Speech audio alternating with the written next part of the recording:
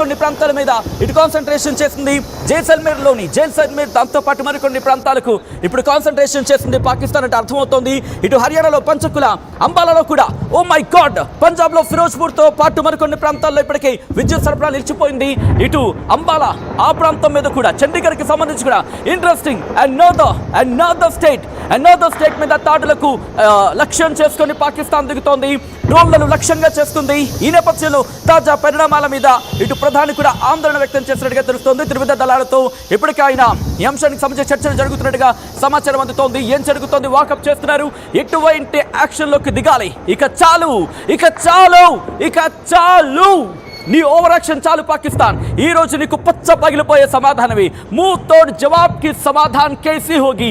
भारत की पूरी ताकत की तू तो देखा नहीं है, आज देखेगा, हमारे विश्व रूप देखेगा तुमने, आज महाभारत की संग्राम देखोगी तुमने, आज कुरुक्षेत्र की संग्राम देखोगी तुमने। पूरी भारत की ताकत एक पर लगाया, तेज भर से लगाया। पाकिस्तान इस देश इस दुनिया से गायब। ఈ రోజు గుర్తుపెట్టుకో పాకిస్తాన్, నీ సాహసం, నీ దుస్సాహసం ఇంకో మహాభారత యుద్ధం కాబోతోంది. ఆ రోజు ద్రౌపదిని టచ్ చేస్తే శ్రీకృష్ణుడు ఏకంగా ఎంతటి తీవ్రతకు వెళ్ళాడో చూసావు. ఈ రోజు భారత్లో ప్రతి ఒక్కడు శ్రీకృష్ణుడి, మా ద్రౌపదులని టచ్ చేశావు. మా ద్రౌపదులకి వాళ్ళ కళ్ళ ముందు అవమానం చేశాం. రగిలిపోతోంది భారతావని గుర్తుపెట్టుకో. ఈరోజు మా మహిళలు మహాంకారులు కాబోతున్నారు. ఈరోజు మా ఫోర్సెస్, మా బలగాలు రౌద్ర రూపం దాల్చబోతున్నాయి. రక్త సింధూరమే రాసి పెట్టుకో, ఇక రక్త సింధూరమే నీ నెత్తుడితో భరతమాతకు అభిషేకం చేస్తాం. నీ నెత్తుడితో ఈరోజు నువ్వన్నం కాదు, నెత్తులు ఎర్రలై పారిస్తామని చెప్పి నీ నెత్తుడితో అక్కడి నుంచి రివర్స్లో నది పారేలా చేస్తాం. ఇంతవరకు నువ్వు చేసిన యుద్ధం, మేము చేయబోతోంది మహా సంగ్రామం. రాసి పెట్టుకొని చరిత్రలో, నీ దిక్కుమానుల చరిత్రలో ఇటువంటి దుర్దినం ఇంకోటి ఉండదు. నీ దిక్కుమానుల చరిత్రలో ఇంతకు మించి మహా వినాశనం ఉండదు. అణుయుద్ధం ఒక అవసరంలే నీ ముఖానికి. అణుయుద్ధం వరకు ఎందుకు, గట్టిగా రఫేల్ ఇస్తే చచ్చిపోతావు. నీకు మళ్ళీ అనుబాంబులా, నీ మోహానికి అనుబాంబులా. ఒకసారి ఎటువంటి సినారీ ఉందో తెలుసుకునే ప్రయత్నం చేద్దాం. మా ప్రతినిధి రామ్దాస్ దగ్గరికి వెళ్తున్నాను. రామ్దాస్, ఎందుకు పంజాబ్ని కాన్సన్ట్రేషన్ చేస్తుంది పాకిస్తాన్ ఈసారి? ఆల్రైట్, ఓకే ఒకసారి నేను మనోజ్ దగ్గరికి వెళ్ళే ప్రయత్నం చేస్తాను. మనోజ్, ఎందుకు పంజాబ్ నిన్నంతా జమ్మూ మీద కాన్సన్ట్రేషన్ చేసింది, ఈరోజు పంజాబ్ మీదకి దృష్టి మరచింది? ఏం జరుగుతుంది, ఎందుకు పంజాబ్ మీద?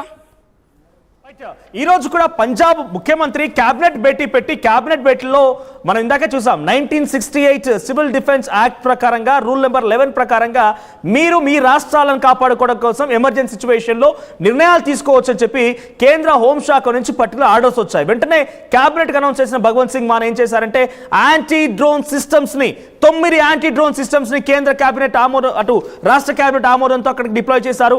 ఇక్కడ మీరు గమనిస్తే ఆ సుమారుగా పంజాబ్ బార్డర్ ఇక్కడ నుంచి ఇక్కడ వరకు మొత్తం కూడా లాహోర్ పక్కనే ఆనుకుని ఉంటుంది. ఇటువైపు పంజాబ్ ప్రావిన్స్ అటు ఏదైతే ఉంటుందో పాకిస్తాన్ పంజాబ్, ఇటు ఇండియా పంజాబ్. సో ఇక్కడ మనం చూస్తే కనుక ఇటువైపు నుంచి చాలా ఈజీగా దాడి చేయొచ్చు. మీరు ఇంకా గమనిస్తే కనుక ఇన్ఫిల్ట్రేషన్ ఇక్కడ చాలా ఎక్కువగా ఉంటుంది. సో చాలా వరకు ఇటువైపు నుంచి దాడులు చేసేటువంటి ఒక ఆలోచనతో పంజాబ్ ప్రావిన్స్ నుంచి ఈ దాడులు పంజాబ్ వైపు కొనసాగుతున్నాయి. పంజాబ్లో 2 ప్రాంతాలు జరుగుతున్నాయి, 3 ప్రాంతాలు పతన్కోట్, అమృత్సర్, వీటితో పాటుగా ఫిరోజ్పూర్, గుర్దాస్పూర్ 4 చోట్ల జరుగుతున్నాయి. అయితే ఇక్కడ యాంటీ డ్రోన్ సిస్టమ్ ని డిప్లాయ్ చేయాలని చెప్పి అటు ముఖ్యమంత్రి భగవంత్ మాన్ సింగ్ ఈ రోజు నిర్ణయం తీసుకున్నారు. వెంటనే అవి రంగంలోకి రాకపోతుంటే కూడా చాలా మంది ఎక్స్పెక్ట్ చేశారు. ఇక్కడ దాడి చేసే క్రమంలో తిప్పికొట్టేందుకు కూడా మన అన్ని రకంగా సంసిద్ధంగా ఉన్నాయి. ఎగ్జాక్ట్ గా ఇప్పుడు 11 లొకేషన్స్ జరుగుతున్నాయి సచిన్. ఆ 11 లొకేషన్స్ మీకు చెప్పే ప్రయత్నం చేస్తాను.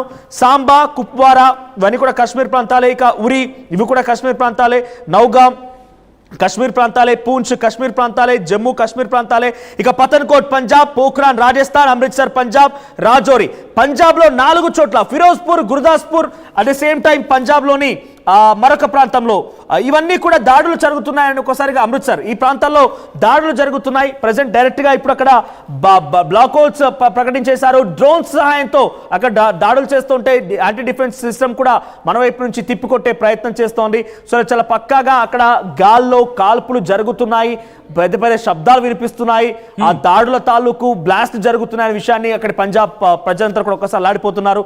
సో ఈ రోజు పంజాబ్ ని టార్గెట్ చేశారు అంటే చాలా క్లియర్ గా లేటెస్ట్ అప్డేట్ అందుతోంది పాకిస్తాన్ మీద. ఇన్ఫాక్ట్ పాకిస్తాన్ ఇటు భారతదేశపు పంజాబ్ మీద 30 నుంచి 40 దాడులు చేసినట్టుగా కొన్ని రిపోర్ట్లు చెప్తున్నాయి. ఏకంగా 30 నుంచి 40 దాడులు కరెక్ట్గా పంజాబ్ మీద కాన్సన్ట్రేషన్ చేసింది. ఎందుకు పంజాబ్ మీద కాన్సన్ట్రేషన్ చేసిందంటే అక్కడ కొన్ని స్థావరాలు ఉన్నాయి. కానీ ఇక్కడ పాకిస్తాన్కి ఒకే ఒక ప్రశ్న అడిగే ప్రయత్నం చేద్దాం. సిక్కుల్ని ఏమయ్యానో సిక్కుల్ని టార్గెట్ చేయమంటూ చెప్పిన పాకిస్తాన్ ఏడపోయిందయ్యా, ఏడపోయింది నీ సమాధానం? ఇక్కడ పంజాబ్తో 547 కిలోమీటర్ల సరిహద్దును పంచుకుంటోంది పాకిస్తాన్. జమ్మూ కాశ్మీర్తో 1200 కిలోమీటర్ల సరిహద్దు ఉంది. రాజస్థాన్తో 1000, గుజరాత్తో 500. ఈ నేపథ్యంలో పంజాబ్ని టార్గెట్ చేసింది. పంజాబ్ని టార్గెట్ చేస్తే ఎమోషన్స్ని రైజ్ చేయొచ్చు ఒకే ఒక దురుద్దేశం. పంజాబ్ కి సంబంధించి అంబాలైల మరికొన్ని ప్రాంతాల్లో ప్రెసెంట్ పంజాబ్ కి సంబంధించి హోషియాపూర్ లో కూడా ఇప్పుడు పంజాబ్ మీద కాన్సన్ట్రేషన్ కనిపిస్తోంది. హోషియాపూర్ లో కూడా ఆర్మీ క్యాంప్ కి oh my god army camp కి దగ్గరగా ఈ దాడులు జరిగినట్టుగా తెలుస్తోంది. పంజాబ్ లోని అనదర్ బిగ్ బ్రేకింగ్ న్యూస్. ప్రధాని మోదీ నివాసంలో ఎమర్జెన్సీ మీటింగ్ కొనసాగుతోంది. Research and analysis wing, intelligence bureau వేరువేరుగా సమావేశాలు జరుగుతున్నాయి. ఇక్కడ ఏదో జరగబోతోంది గురు. రాత్రికి ఏదో పిండం కట్టయిపోతున్నాం పాకిస్తాన్కి. గుర్తు పెట్టుకోండి, రాత్రి పాకిస్తాన్కి పిండమే. ఇంకా మామూలుగా ఉండదు ఇంక ఈరోజు రాత్రి. ఎందుకంటే ఇటు రా రెడీ అవుతోంది, దాంతోపాటు ఐబీ రెడీ అవుతోంది, దాంతోపాటు నేషనల్ సెక్యూరిటీ అడ్వైజర్, దాంతోపాటు త్రివిధ దళాధిపతులు, ఇంతమంది ఒక్కసారిగా మీటింగ్ అవుతున్నారంటే పాకిస్తాన్ గజలాడిపోతోంది, భయంతో చచ్చిపోతోంది. ఈ నేపథ్యంలోనే ఏం చేయాలో అర్థం కాక తన దగ్గర పాతపడిన తుప్పు పట్టేసిన సామాన్లన్నింటినీ భారత్ మీదకి వదిలే ప్రయత్నం చేస్తోంది. మిసైల్స్ తో కాదు, డ్రోన్లతో అటాక్ ఇచ్చే ప్రయత్నం చేస్తోంది. భారత్ S-400 ఆకాశంలో ప్రయోగించి వాటిని నిర్వీర్యం చేస్తోంది. మా ప్రతినిధి మనోజ్ దగ్గరికి వెళ్తున్నాడు. మనోజ్, ఎటువంటి సిచ్యువేషన్ ఉంది? మన దగ్గర ఉన్న యాంటీ మిసైల్ సిస్టమ్ వాటిని యాక్టివేట్ చేసినట్టుగా తెలుస్తోంది. ఎటువంటి పరిస్థితులు ఉన్నాయి? Right, exactly anti defence system ని రంగంలోకి దించింది చాలా క్లియర్ గా S-400. ఇది పక్కాగా నిన్న చూసినటువంటి దాటల్లో అయితే సుమారుగా 20కి పైగా మిసైల్స్ ని పేల్చేసే ప్రయత్నం చేసింది. 20కి పైగా అక్కడ డ్రోన్స్ ని అడ్డుకుంది.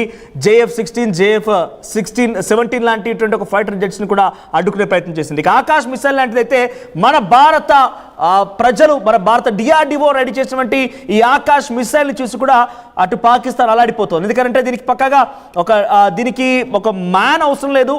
కౌంటర్ అనార్మ్డ్ యాంటీ డిఫెన్స్ మిషన్స్ గా చెప్పబడుతున్నటువంటి ఇవి అటువైపు నుంచి చిన్నగా చిట్టుకుమన్న అటువైపు నుంచి ఒక డ్రోన్ ప్రయోగం జరిగిన, అటువైపు నుంచి ఒక మిసైల్ ప్రయోగం జరిగిన, ఇప్పుడు వారు అటువైపు నుంచి కొన్ని 10ల సంఖ్యలో పంజాబ్ మీదకి, రాజస్థాన్ మీదకి, అటు LOC వెంట దాడులు చేస్తున్నారు. కానీ ఏ ఒక్క దాంట్లో కూడా వాళ్ళు సఫలీకృతం కావడం లేదు. పక్కాగా అన్నిటిని తిప్పికొట్టే ప్రయత్నం మన యాంటీ డిఫెన్స్ సిస్టమ్ చేస్తోంది. చాలా పక్కాగా అన్ని రకాలుగా సిద్ధంగా ఉన్నామని చెప్పారు. ఈ రోజు కూడా సోఫియా ఖురేషి చాలా అగ్రెసివ్ గా మాట్లాడుతూ we're ready with everything, we need to face Pakistan, we are ready to kill Pakistan అని చాలా క్లియర్గా చెప్పుకొచ్చారు. ఇన్ఫాక్ట్ రోజు అమెరికా కూడా అదే చెప్పింది, మేము ఇండియాకి పాకిస్తాన్కి సమాన దూరంలో ఉన్నాము, ఎవరి వైపుగా మేము పట్టించుకోము, వాళ్ళ ప్రాబ్లం అని, మాకు ఎటువంటి ప్రాబ్లం లేదని చెప్పారు. అంటే ఇండైరెక్ట్ గా పాకిస్తాన్ని పాతరేసినా కూడా ఎవరు చప్పుడు చేయరిక. ఇక చైనా ఏం చేసింది తెలుసా? పాకిస్తాన్ లో ఉన్నటువంటి వారిని పూర్తిగా చంపేసే కుట్ర చైనా కూడా చేస్తోంది. ఇక్కడ మీకు ఆశ్చర్యం కావచ్చు చైనా ఏం చేస్తుందని చెప్పి. అక్కడ పనికిరాని కొన్ని తుస్సు బాంబులని, మన భాషలో చెప్పాలంటే తుస్సు టపాసులను తీసుకొచ్చి పాకిస్తాన్కి అప్పగించి వారి దగ్గర నుంచి అనేక రకాలుగా వారి సోర్సెస్ని, వాళ్ళ రిసోర్సెస్ని, వాళ్ళ ఎయిర్పోర్ట్స్ని, వాళ్ళ రైల్వేస్ని అన్నిటిని కూడా మార్టిగేట్ చేసేసుకుంది. ఆ తుప్పు పట్టినటువంటి ఆ టపాసులని, ఆ చిన్న రాకెట్ మిసైల్ని ప్రయోగిస్తుంటే మన పిల్లవాళ్ళు ఇక్కడ ఆడుకుంటున్నారు. ఈరోజు పంజాబ్లోని హోషియాపూర్లో ఒక మిసైల్ ప్రయోగిస్తే మిసైల్ వచ్చేసి అక్కడ ముడుచుకొని పడిపోయింది. మన పిల్లవాళ్ళు వాటిని పట్టుకొని తిరుగుతూ ఉన్నారు. వెంటనే పోలీసు వాళ్ళు వచ్చి చేయొద్దమ్మా అని చెప్పి వాళ్ళని అడ్డగించి ఆ మిసైల్ రీసెర్చ్ సెంటర్కి పంపించారు. సో చాలా క్లియర్గా ఆ డ్రోన్స్ని, ఆ షెల్స్ని చూసినప్పుడు, ఆ షెల్స్ అన్నిటి కూడా పరిశీలిస్తే ఇవి టర్కీ నుంచి వచ్చాయని చెప్పి చాలా క్లియర్గా చెప్తున్నారు ఆ డ్రోన్స్ విషయంలో. ఇక మిసైల్స్ విషయం అయితే చైనా నుంచి వచ్చినట్టుగా చాలా క్లియర్గా తెలుస్తోంది. అటు టర్కీ సపోర్ట్ చేసినా, చైనా సపోర్ట్ చేసినా, ఇంకెవరెవరెవరు సపోర్ట్ చేసినా కూడా ఈసారి పాకిస్తాన్ని పాతేయడం ఖాయంగా కనబడుతోంది. ఇండియా దెబ్బకి పాకిస్తాన్ విలువలాడడం ఖాయంగా కనబడుతోంది. సచిన్, చాలా క్లియర్గా పంజాబ్ ప్రాంతంలో, రాజస్థాన్ ప్రాంతంలో, తర్వాత ఈ జమ్మూ కాశ్మీర్కి సంబంధించినటువంటి ఈ ఉరి, తర్వాత పతన్కోట్, ఇవన్నీ ప్రాంతాల్లో ఎందుకు టార్గెట్ గా ఉన్నాయని రోజు మీడియా బ్రీఫింగ్ లో విక్రమ్ మిశ్రీ కూడా చెప్పుకొచ్చారు. మిలిటరీ షెల్టర్స్ టార్గెట్ గా, మిలిటరీ స్టేషన్స్ టార్గెట్ గా ఈ దాడులు కొనసాగిస్తున్నాయి. ఎందుకు తెలుసా? మన మిలిటరీని దెబ్బ కొట్టడానికి ప్రయత్నంలో ఉన్నారు. కానీ మన మిలిటరీ ఎలా ఉందనంటే వాళ్ళు ఆలోచించే లోపే వీళ్ళ ఇంప్లిమెంటేషన్ లో ఉన్నారు. వాళ్ళు ఒక నిజంగానే మన మిలిటరీ దెబ్బ కొట్టిన ఆలోచనలో ఉంటే ఆల్రెడీ వాళ్ళని దెబ్బ కొట్టేసి చంపేసి మన వాళ్ళు రెడీగా ఉన్నారు. అంటే వాళ్ళ ఆలోచనకి మనం సుమారుగా ఒక 10 గంటల ముందుగానే ఉండిపోయాం. ఈ రకంగా దాడి జరుగుతుందని మొదటి నుంచి పసిగట్టాం. ఈరోజు మీడియా బ్రీఫింగ్ లో చాలా చెప్పుకొచ్చారు, ఇప్పటితో ఆపరేషన్ సింధూర్ ఆగిపోలేదు, పాకిస్తాన్ ఇంకా దాడి చేయొచ్చు. ఇప్పటికే దాడులను తిప్పికొట్టాం, 300 నుంచి 400 డ్రోన్స్ తిప్పికొట్టగలిగామంటే వాళ్ళు ఇంకా కూడా పాపం ఏదో ప్రయోగించేదో సాధిద్దాం అనుకుంటున్నారు. కానీ ఆ ఉన్న డ్రోన్స్ ని ఉన్న మిసైల్స్ ని మొత్తం మన మీద ప్రయోగించేసి వాటిని గాల్లోనే పేల్చేసుకొని అటు వాళ్ళకి ఉపయోగం లేకుండా ఇక్కడ చేద్దామనేటువంటి యాక్టివిటీని ఇక్కడ చేయలేక సఫలీకృతం కాలేక ఓడిపోయి తోక ముడుచుకొని సైలెంట్ గా మోకాళ్ళపై కూర్చొని ఇక మమ్మల్ని క్షమించండి అనడం తప్ప పాకిస్తాన్ దగ్గర వేరే దిక్కులా కనిపించడం లేదు. డెఫినెట్ గా ఇంకా దాడులు కొనసాగొచ్చు, ఇంకా కొనసాగే అవకాశం ఉంది. వారి మొత్తాన్ని ప్రయోగించేసి అవసరమైతే పాకిస్తాన్ని పువ్వులో పెట్టేసి చైనాకి దారదత్తం చేసేసి